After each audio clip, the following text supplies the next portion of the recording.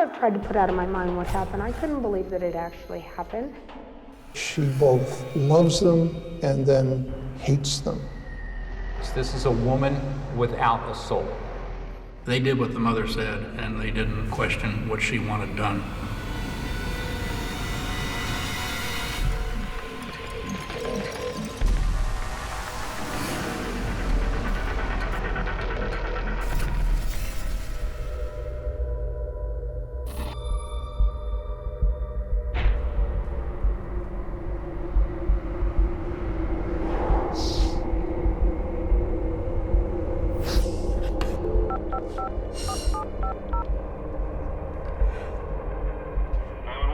Hello? Hi, my name is Terry Knorr. Le 27 octobre 1993, le bureau du shérif du comté de Nevada en Californie reçoit un appel de Terry Knorr, une jeune femme âgée de 23 ans. Elle m'a dit qu'elle avait déjà appelé toutes les autorités de la région. Elle avait l'impression qu'ils la prenaient pour une folle à cause de l'étrange histoire qu'elle leur racontait. Elle a décrit un corps en feu près d'une route. Mais moi, j'étais habitué aux affaires comme celle-là. Je lui ai assuré que je la croyais et que je savais de quoi elle parlait.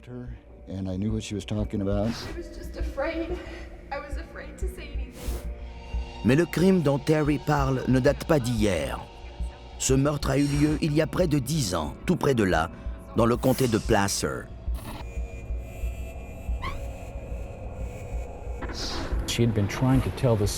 Ça faisait plusieurs mois qu'elle racontait cette histoire à différents services de police.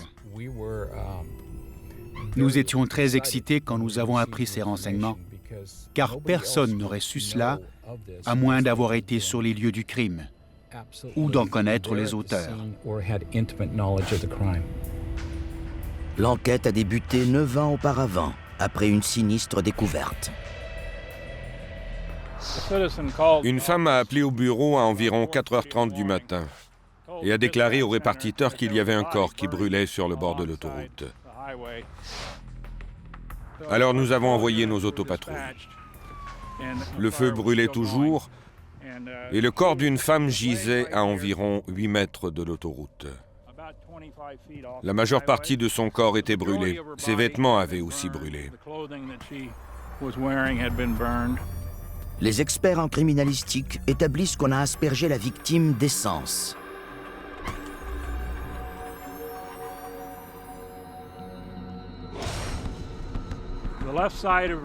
Le côté gauche de son visage était la seule partie de son corps qui n'était pas brûlée, en plus de son dos et de ses jambes qui étaient contre le sol.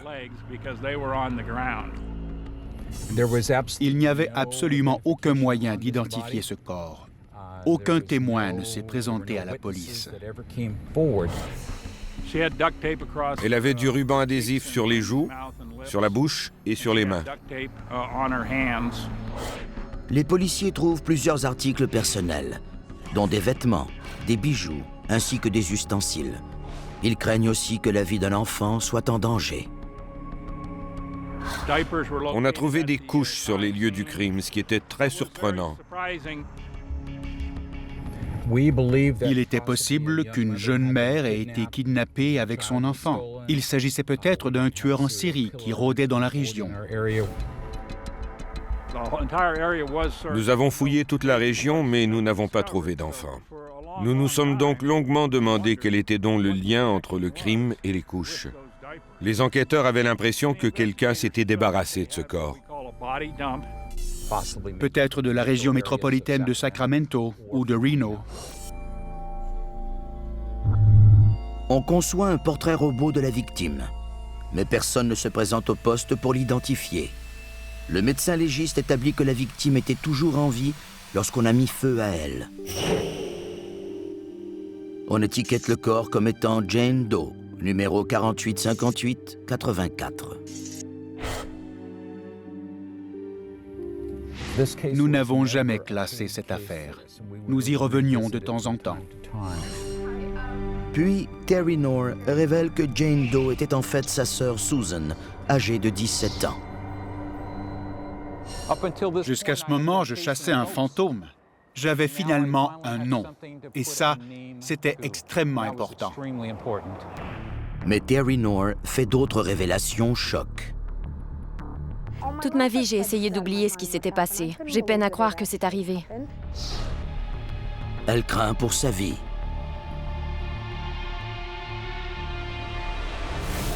Elle avait une peur bleue d'être la prochaine victime. Terry Knorr a peur de sa propre mère.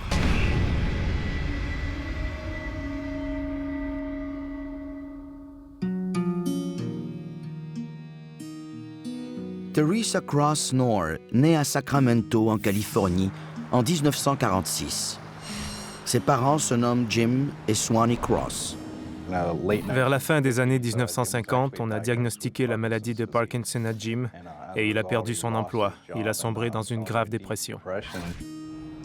Swanee et sa sœur aînée Rosemary font vivre la famille, mais l'ambiance à la maison est tendue. Teresa avait une relation assez compliquée avec sa mère et sa sœur Rosemary. Les deux filles se disputaient constamment pour avoir l'attention de leur mère. Mais des membres de leur famille ont dit plus tard que la mère accordait toujours toute son attention à Teresa. Alors que Teresa n'a que 14 ans, sa mère succombe à une crise cardiaque. Sa mère est subitement morte dans ses bras.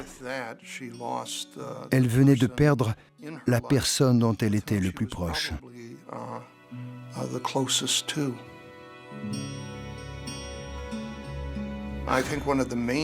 Je crois que Teresa a commencé alors à se demander qui l'aimerait à présent.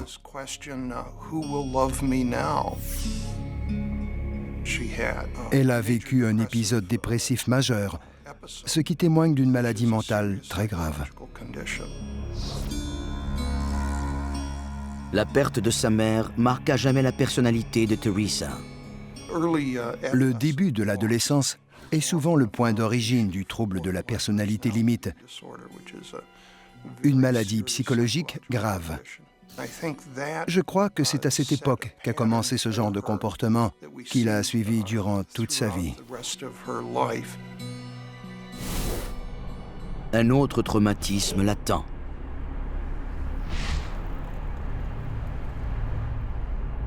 Le faible sentiment de sécurité que ressentait Teresa s'est évanoui en un instant. Teresa est très belle et elle le sait. Elle commence à manipuler les hommes grâce à son charme. Il n'est pas rare que les gens atteints d'un trouble de la personnalité limite se servent de leur sexualité afin d'attirer et de garder les gens dans leur vie, puis de les exploiter. C'est comme ça qu'elle a rencontré l'homme qui deviendrait son premier mari. Moins d'un an après la perte de sa mère, Teresa est mariée et attend un enfant. Elle avait l'impression d'avoir retrouvé la stabilité qu'elle avait perdue à la mort de sa mère. Cliff Sanders, un ouvrier agricole âgé de 21 ans, est originaire de la communauté rurale de Galt, en Californie. Galt est une petite ville du comté de Sacramento. C'est une petite ville typique du sud-ouest. Beaucoup de gens portent des bottes de cow-boy. Mais la dépendance affective et les insécurités de Teresa commencent à peser sur leur couple. Leur relation a rapidement tourné au vinaigre parce que Teresa se montrait jalouse dès qu'il sortait ou qu'il parlait à quelqu'un d'autre. Elle le gardait toujours à l'œil. Et c'est ce qui a détruit leur couple. C'était une maniaque du contrôle. Elle le suivait partout pour s'assurer qu'il ne fréquentait pas d'autres femmes. Puis, Teresa donne naissance à un fils. Le printemps suivant, elle tombe à nouveau enceinte. Mais l'atmosphère n'est pas à la fête. Cliff en a assez. Être marié à une personne comme Teresa serait à la fois le paradis et l'enfer. Le paradis lorsqu'elle est heureuse, en forme et sexy. Mais l'enfer lorsqu'elle est prise de rage.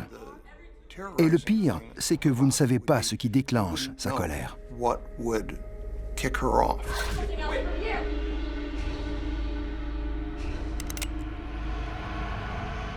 Et personne ne peut imaginer la terreur et la torture qu'elle sèmera sur son passage.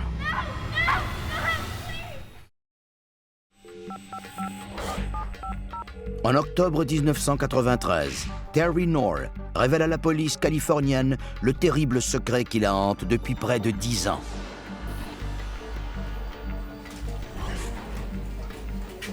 Le lendemain, j'ai pris l'avion pour Salt Lake City. Je l'ai interrogée pendant 4 heures. Elle était très contente d'apprendre que quelqu'un travaillait sur cette affaire. Terry Knorr révèle que le corps brûlé trouvé en bordure de l'autoroute en 1984 était celui de sa sœur de 17 ans, Susan. Mais ce n'est pas tout. Le corps d'une autre jeune femme avait été jeté près de la rive d'un petit lac. Elle était ligotée dans une boîte de carton. On avait disposé des 2 corps à environ 1 an d'intervalle et à moins de 10 km l'un de l'autre.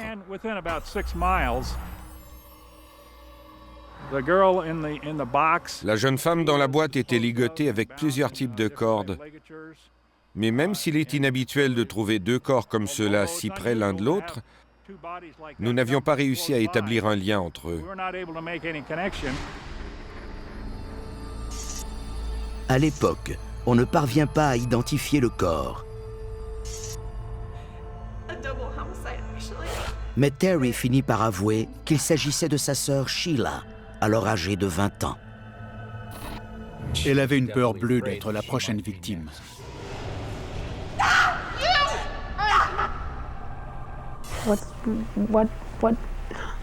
Qu'est-ce qui va m'arriver? Sa mère, Teresa, a été traumatisée à vie lorsque sa propre mère est morte dans ses bras.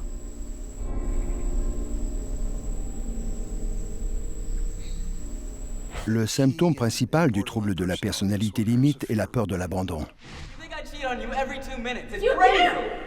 Ces sautes d'humeur sont trop lourdes à porter pour son mari, Cliff. Il en avait assez de toujours se faire accuser d'être infidèle. Il a dit à Teresa que c'était terminé, qu'il s'en allait.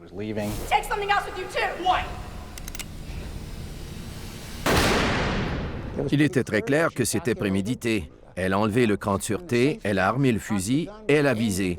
Il a mis ses mains devant lui pour se protéger. Elle a tiré et la balle lui a transpercé le poignet et le cœur. C'est sans aucun doute un meurtre. Elle était allée chez le voisin et avait parlé à la femme du shérif adjoint. Elle avait spontanément avoué qu'elle avait tué son mari parce qu'il allait la laisser et partir avec son argent. Le 30 août 1964, Teresa comparaît en justice pour meurtre. Ses avocats prétendent qu'il s'agit de légitime défense et la dépeignent comme une victime. Une femme battue, enceinte de son 2e enfant. Malgré l'absence de preuves d'abus physiques ou de contusion, son avocat a réussi à la dépeindre ainsi aux yeux du jury. Le 22 septembre 1964, le jury livre son verdict. Non coupable. Non seulement elle a été déclarée non coupable, mais les jurés se sont précipités sur elle et l'ont pris dans leurs bras en lui disant « Pauvre petite, au moins maintenant tu es libérée de ce monstre. » Mais les apparences sont trompeuses. Le lendemain, elle s'est présentée à mon bureau, sans robe de maternité, pour récupérer le fusil. Généralement, lorsqu'on est lavé d'une accusation de meurtre, on revient chez nous, on remercie les dieux et on ne retourne jamais au palais de justice. Ça démontre bien le genre de personne qu'elle était. Elle cherchait à humilier le procureur. Vouloir humilier les hommes est très courant chez les femmes qui souffrent du trouble de la personnalité limite. Son acquittement dans l'affaire du meurtre de son mari a donné l'impression à Teresa qu'elle pouvait faire ce qu'elle voulait, sans se soucier des conséquences. Après le procès, Teresa emménage dans un petit appartement à Rio Linda, en Californie, et recommence à fréquenter les hommes et à les exploiter. Elle a commencé à utiliser tous les hommes qui allaient et venaient dans sa vie, que ce soit à titre de gardien ou encore pour leur argent. Puis, lorsqu'elle en avait assez d'eux, elle passait à un autre homme. Le 13 mars 1965, Teresa donne naissance à son deuxième enfant, Sheila. Je crois qu'à cette époque de sa vie, alors qu'elle aurait dû vivre la fin de son adolescence ou le début de sa vie d'adulte, elle se sentait piégée par ses enfants. Elle laissait donc la garde de ses enfants aux autres afin de pouvoir faire ce qu'elle avait vraiment envie de faire. Sortir, s'éclater et redevenir jeune.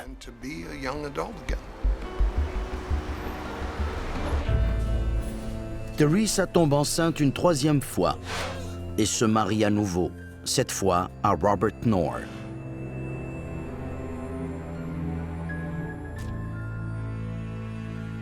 En 1966, Susan vient au monde, suivie peu après par William et Robert Jr. 5 enfants, mais d'autres ennuis conjugaux à l'horizon. Les gens atteints du trouble de la personnalité limite n'apprennent pas de leurs erreurs et revivent encore et encore les mêmes relations chaotiques et instables. 2 mois après son divorce de Robert, Teresa, maintenant dans la mi-vingtaine, a donné naissance à son 6e enfant, une fille qu'elle a nommée Terry. La jeune mère sait comment faire souffrir son ancien mari.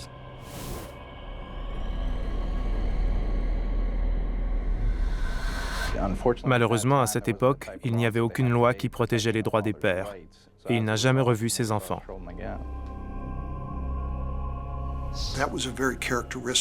Ce comportement était très typique chez elle. Elle sortait simplement cette personne de sa vie et de celle de ses enfants. Ses enfants ont vite compris qu'eux aussi seraient évacués de sa vie s'ils ne restaient pas dans ses bonnes grâces. Ses filles la mettent hors de ses gonds.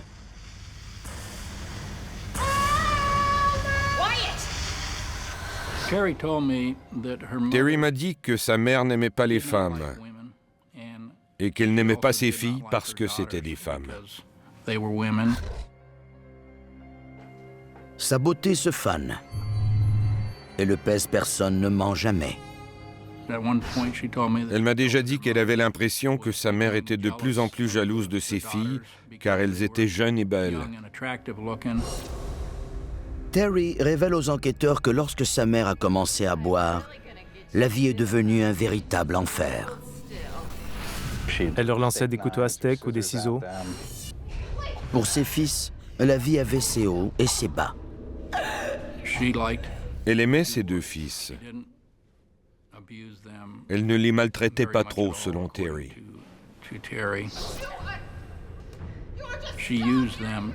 Mais elle se servait d'eux pour infliger les sévices aux autres.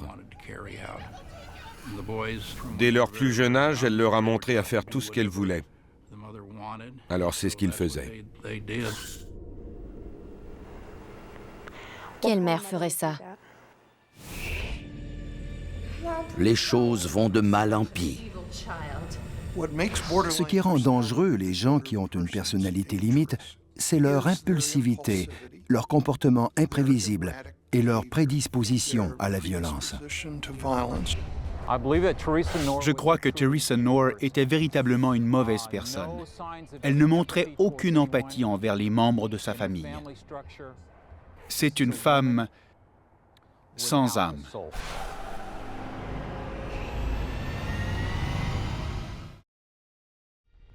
En octobre 1993, les enquêteurs tentent d'élucider une étrange histoire d'enfants maltraités et de double homicide qui leur est rapportée par une femme terrifiée. Terry a appelé la police. Elle avait finalement trouvé une façon de faire face aux horreurs qu'elle avait vécues pendant son enfance. La mère de Terry Knorr, Teresa, était une femme instable et méchante. Susan a été la première à subir les mauvais traitements de sa mère, car c'était la seule qui lui tenait tête et elle lui faisait concurrence.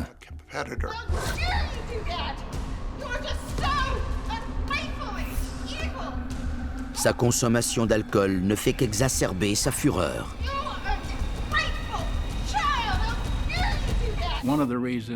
Teresa a affirmé qu'une des raisons pour lesquelles elle faisait cela à Susan, c'est qu'elle croyait que c'était une sorcière. Elle croyait véritablement que sa fille était une sorcière et qu'elle jetait des sorts à toute la famille. Je crois que son alcoolisme avait provoqué chez Teresa ce qu'on appelle une psychose due à l'alcool, ce qui lui donnait des idées fausses sur tout ce qui se passait dans sa vie. Teresa ordonne à ses fils de l'aider à torturer leur sœur. Je crois que les garçons acceptaient de battre leur sœur afin d'éviter les mauvais traitements de leur mère. Il vaut mieux de s'allier à l'agresseur que de protéger la victime. En outre, ils déshumanisaient leur sœur pour ne pas se sentir coupables. Ils ne les considéraient pas comme des êtres humains qui se faisaient maltraiter. Terry révèle que sa mère permettait à ses fils d'avoir un emploi après l'école et de fréquenter des amis, mais qu'elle gardait ses filles à la maison.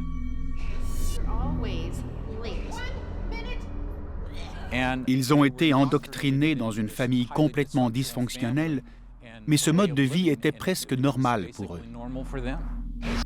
Je ne savais pas quoi faire. Croyez-moi, je me suis posé la question des centaines de fois. Pourquoi ne pas emmener mes sœurs avec moi et m'enfuir? Terry déclare que puisqu'elle était chef de famille monoparentale, sa mère avait besoin d'argent. En 1980, des policiers de Sacramento arrêtent Susan Knorr, âgée de 15 ans, la soupçonnant de fugue et de prostitution.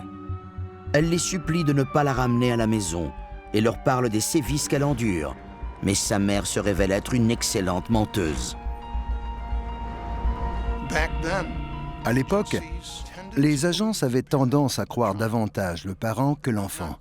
Ils ne pouvaient pas concevoir qu'un parent puisse poser des gestes aussi violents et sadiques que ce que Teresa a fait à ses enfants.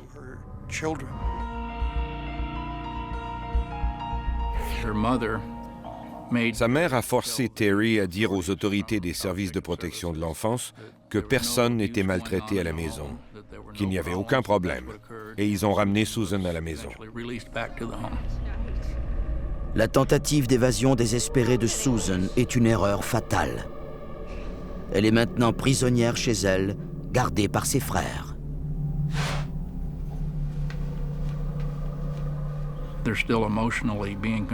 William et Robert étaient toujours sous l'emprise émotionnelle de la personne qui abusait d'eux.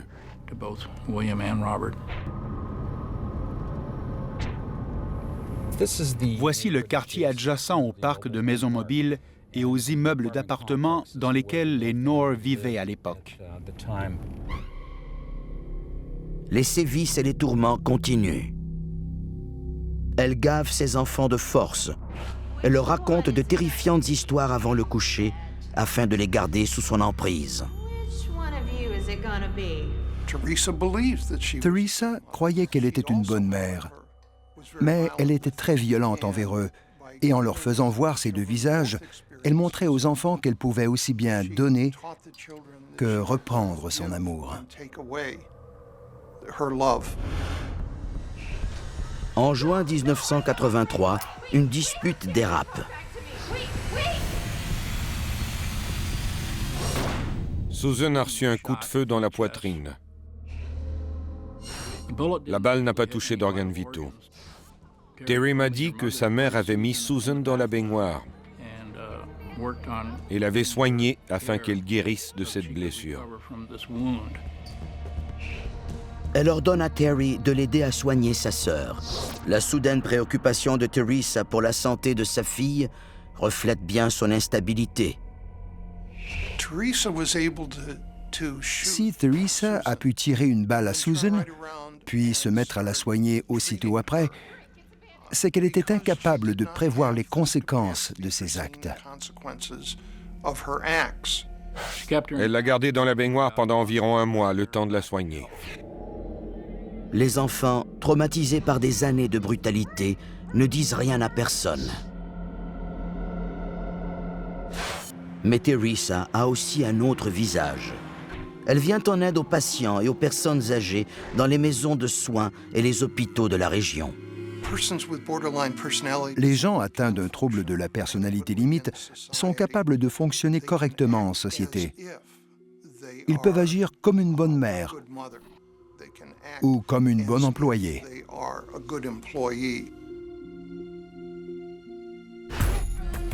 Teresa Knorr a battu sa fille Susan, l'a blessée par balle, puis l'a soignée.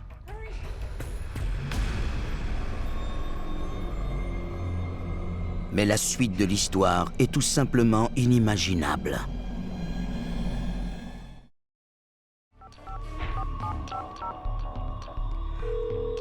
En octobre 1993, Terry Knorr révèle aux enquêteurs l'enfer qu'elle a vécu aux mains de sa mère Teresa, une femme violente et manipulatrice.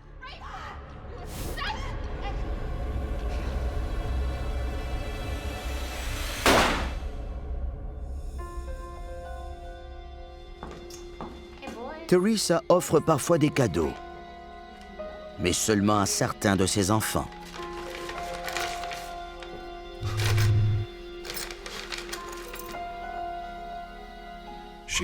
Elle se servait de ces cadeaux pour manipuler ses enfants, pour que lorsqu'ils lui reprocheraient la violence qu'elle leur infligeait, elle pourrait leur dire « Ne te rappelles-tu pas le voyage à Disneyland? Ne te rappelles-tu pas quand je t'ai emmené au cinéma? Ne te rappelles-tu pas quand je t'ai emmené au restaurant ?» Elle se disait que les bonnes mères faisaient ce genre de choses et qu'ainsi personne ne pourrait penser qu'elle était une mauvaise mère. Are you serious? I can't believe it. Oh my gosh. Oh, you deserve it. Thank you. Yeah, these are almost fun. Oh. Oh my gosh. I love you, boys. Elle pouvait être tout à fait gentille, puis l'instant d'après, elle devenait démoniaque. On ne savait jamais à quoi s'attendre avec elle. Elle blesse sa fille Susan par balle, puis la soigne, avant de lui enfoncer des ciseaux dans le dos. Susan comprend qu'elle doit faire quelque chose. C'est une question de vie ou de mort. Susan allait avoir 18 ans, alors sa mère lui a dit qu'elle la laisserait partir à une condition, qu'elle lui laisse retirer la balle. Dans sa paranoïa, elle craignait qu'un jour Susan se rende à l'hôpital et qu'on établisse un lien entre la balle et Teresa. Susan accepte à contre-cœur. C'est la seule façon d'échapper à l'enfer qu'elle vit.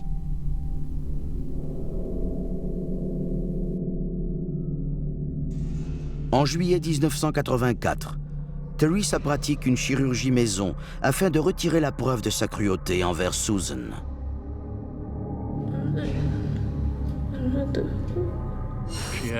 Elle a donné à Susan une bouteille de whisky à boire et l'a fait étendre sur le sol de la cuisine, puis a pris un couteau tranchant et a retiré la balle de son dos. Nous avons supposé que Susan avait contracté une infection, ce qui l'avait de plus en plus affaibli, mais enrageait Teresa Knorr au plus haut point. Teresa a donné à sa fille des antibiotiques et de l'ibuprofène, mais rien ne semblait fonctionner. Elle est devenue léthargique. Ses yeux ont tourné au jaune et elle en est venue à ne pas pouvoir contrôler ses intestins. Teresa insiste pour que ses autres enfants ignorent leur sœur.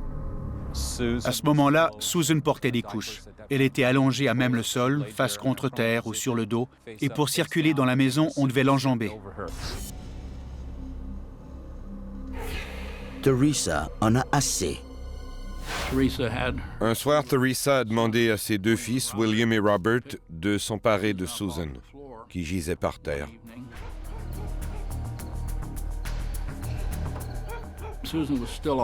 Susan était toujours en vie, mais elle était dans un état très grave. Je crois qu'à ce moment, les garçons étaient assez forts pour stopper leur mère s'ils l'avaient voulu.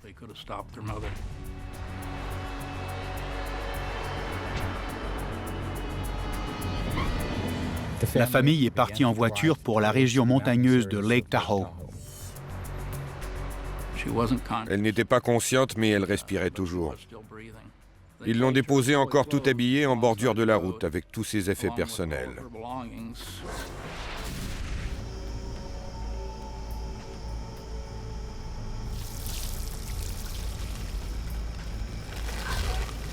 William met feu à sa sœur.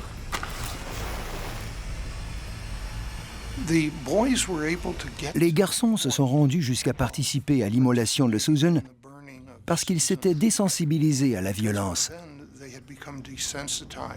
À leurs yeux, ils ne faisaient que sortir les ordures.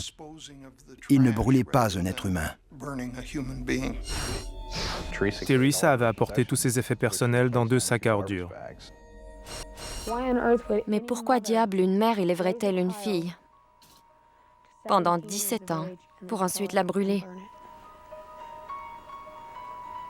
Quelle mère ferait ça?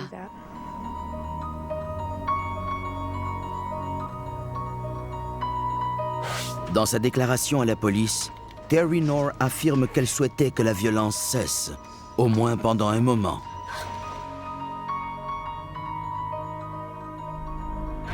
Mais pour sa mère, le diable avait quitté un corps et avait pris possession d'un autre, celui de sa fille aînée, Sheila.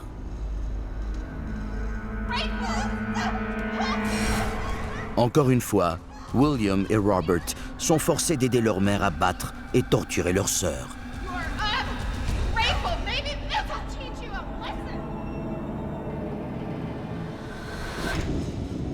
En juin 1985, le tourment parvient à son inévitable conclusion. Un jour, elle a commencé à la battre et elle a demandé l'aide de ses fils. Ils l'ont battue sauvagement, puis ils l'ont enfermée dans un placard.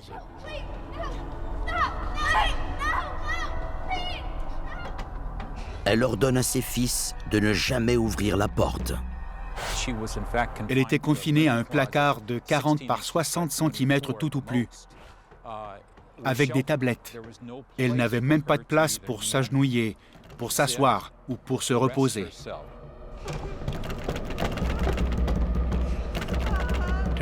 Terry m'a dit qu'elle n'a jamais eu la chance de venir en aide à Sheila.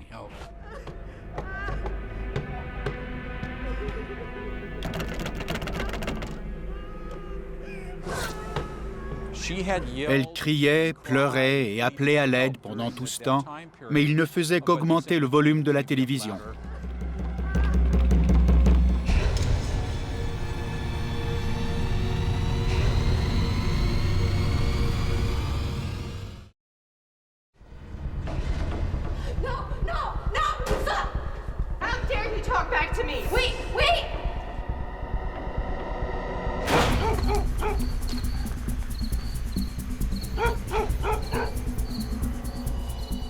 En 1993, Terry Knorr révèle à la police que sa sœur Susan a été blessée par balle, puis brûlée vive par sa propre mère, Teresa.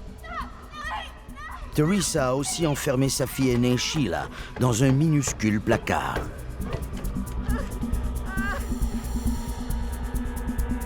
La dernière chose que Robert a entendue, c'est un bruit sourd. Ça faisait quelques jours que personne n'avait ouvert le placard.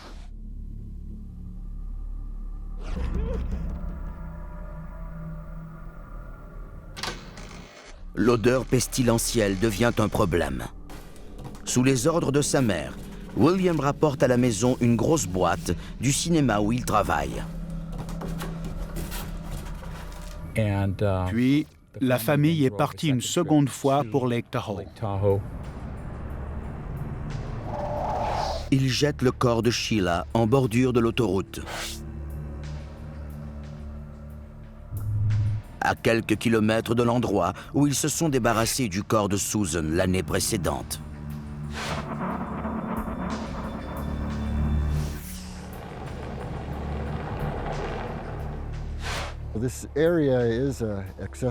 Cette région est accessible par voiture, surtout au printemps et en été. On avait disposé de son corps dans des buissons où les gens n'avaient aucune raison de se promener. C'était par hasard que le pêcheur est tombé dessus et a été assez curieux pour le regarder.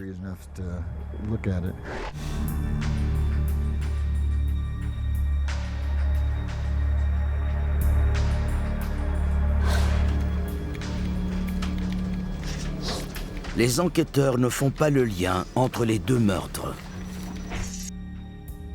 Et l'identité des victimes demeure un mystère.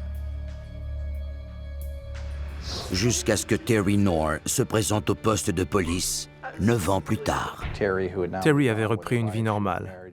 Elle était mariée et elle était sur le point de fonder une famille. Elle regardait une émission policière à la télévision et c'est ce qui l'a poussée à communiquer avec la police et à signaler le meurtre de ses sœurs. Elle m'a dit que ces deux affaires étaient liées. Elle m'a révélé que la jeune fille qui avait été brûlée était sa sœur Susan et que la jeune fille dans la boîte était sa sœur Sheila. Elles avaient toutes deux été tuées par sa mère et ses frères.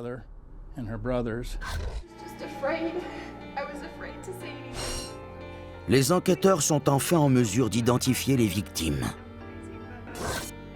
Ils comprennent aussi pourquoi il y avait une couche près du corps calciné de Susan.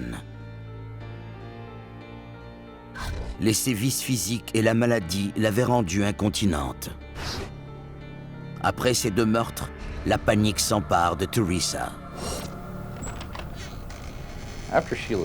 Après la mort de Sheila, Teresa est devenue très paranoïaque, car elle croyait que le placard renfermait des preuves qui pouvaient la lier au meurtre de sa fille.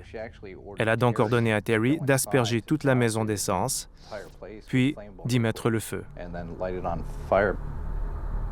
Les enquêteurs soupçonnent l'incendie criminel, mais ils n'ont personne à interroger. Toute la famille se tapit dans un motel. Terry, maintenant âgé de 15 ans, craint d'être la prochaine victime de sa mère et prend la fuite. Terry a fait ce qu'elle devait faire pour survivre. C'est pour ça qu'elle s'est enfuie. Elle savait que si elle ne le faisait pas, elle serait sans doute la prochaine victime, et elle l'aurait probablement été. Terry voulait s'enfuir de là le plus vite possible. Robert reste à la maison pendant un moment, mais William emménage avec sa copine. Terry se réfugie chez des amis qui lui offrent l'hospitalité.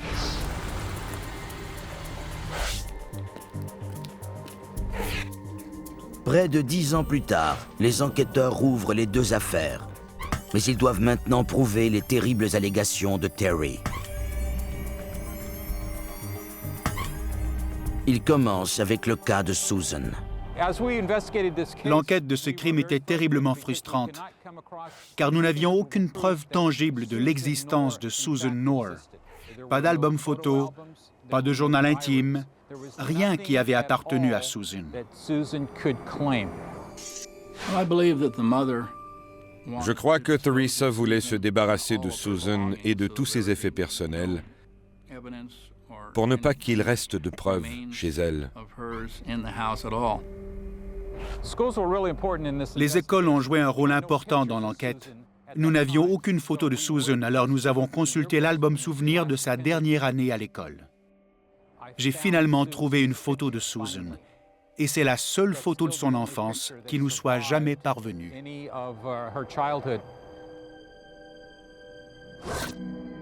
Les enquêteurs découvrent que la boîte dans laquelle Sheila a été retrouvée venait d'un cinéma du coin.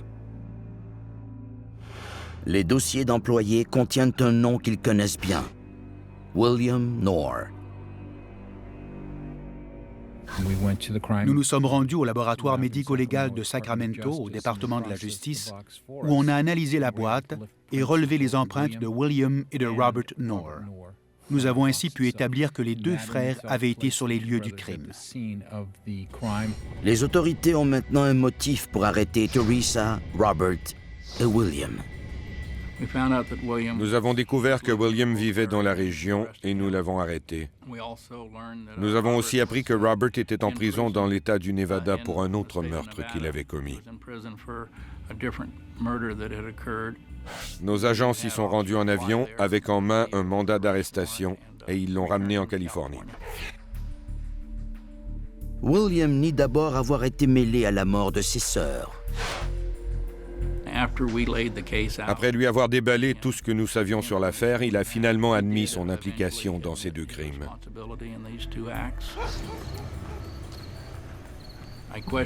Je lui ai demandé pourquoi il n'avait pas seulement arrêté ou dit non à sa mère. Et il a répondu, « Vous ne savez pas ce que c'était qu'habiter dans cette maison avec ma mère. Vous n'avez aucune idée de ce que c'était. Je devais faire ce qu'elle me disait de faire. » Nous avons posé cette question plusieurs fois pendant l'enquête. Pourquoi est-ce que personne n'a rien dit? Et on nous répondait, c'était comme ça, c'est tout. William et Robert Knorr sont tous deux inculpés du meurtre de leurs sœurs Susan et Sheila.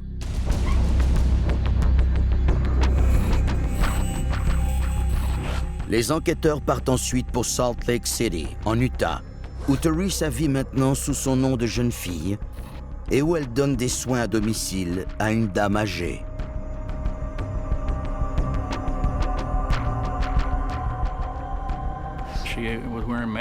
Elle était maquillée, elle était bien habillée, elle portait une jolie perruque. Elle semblait mener une bonne vie. Teresa Knorr est accusée de 2 meurtres au premier degré. Une fois qu'elle a été incarcérée à Salt Lake City, elle a enlevé sa perruque, son maquillage et ses beaux vêtements. Et au fil des jours menant à son extradition, elle est peu à peu redevenue la Teresa Knorr qu'on connaissait tous. Les procureurs abandonnent leur poursuite contre les 2 garçons, mais les tiennent toujours responsables de ces meurtres.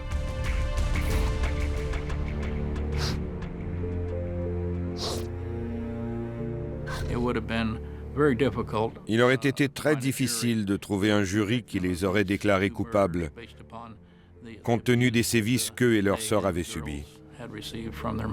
William a été déclaré complice après le fait, c'est-à-dire qu'il a aidé le coupable après que le crime a été commis, ce qui est un crime moins grave. Il écope d'une peine de prison avec sursis et est forcé à se soumettre à un traitement psychiatrique intensif. Robert plaide aussi coupable à des accusations de complicité après coup. Mais quelque chose le tracasse. Lorsque j'ai préparé Robert à faire face à sa mère en cour, il était terrifié. La dernière chose qu'il voulait faire, c'était revoir sa mère. Ça faisait environ 10 ans qu'elle ne l'avait pas vue. Elle est tombée dans une sorte de transe hystérique. Ça a pris quelques minutes au juge pour se ressaisir et la faire expulser. Vous pouvez imaginer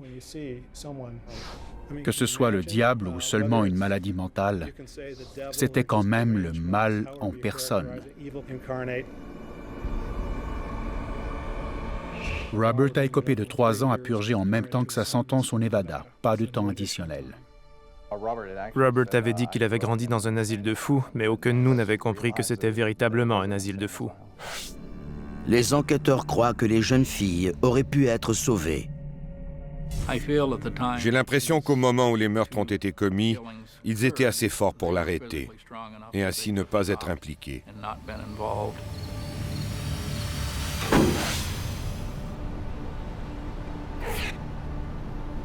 À la cour, le deuxième mari de Teresa a quelque chose à lui dire.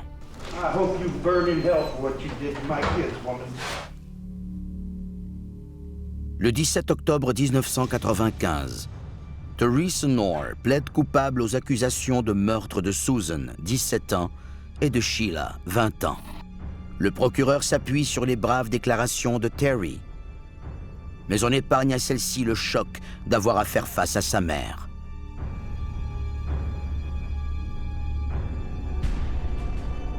Teresa Knorr ne fournit aucune explication. Son avocat affirme qu'elle est rongée de remords et que pendant des années, elle a mené une vie bizarre, chaotique et démente, teintée par l'alcoolisme et la maladie mentale non traitée. Le juge déclare à Knorr que ses crimes font foi d'une cruauté qui dépasse presque l'entendement et la condamne à 2 peines de prison à vie consécutives. Elle ne sera pas admissible à la libération conditionnelle avant 2027. Elle aura alors 80 ans. Mais Terry, la seule fille de Teresa encore en vie à ce jour, reste rongée par la culpabilité. J'aimerais seulement que mes sœurs sachent que je n'y étais pour rien dans tout ça et que je les aime. Mais à présent, elles sont disparues, je ne les ai plus. Et j'aimerais les revoir.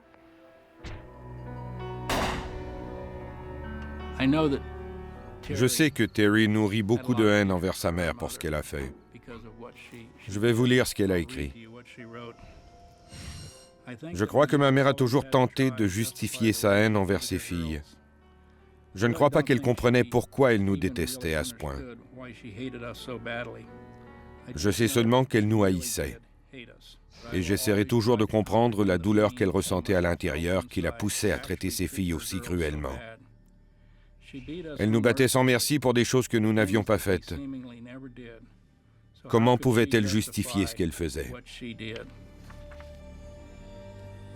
Quel genre de personne vais-je être jusqu'à la fin de mes jours après ça? C'est ce que j'aimerais savoir. Comment vais-je réussir à l'accepter? Qu'est-ce qui va m'arriver? En 2003, Terry Knorr meurt à la suite d'un infarctus. Elle n'avait alors que 32 ans. Je suis certain qu'elle a vécu de nombreuses nuits remplies de cauchemars.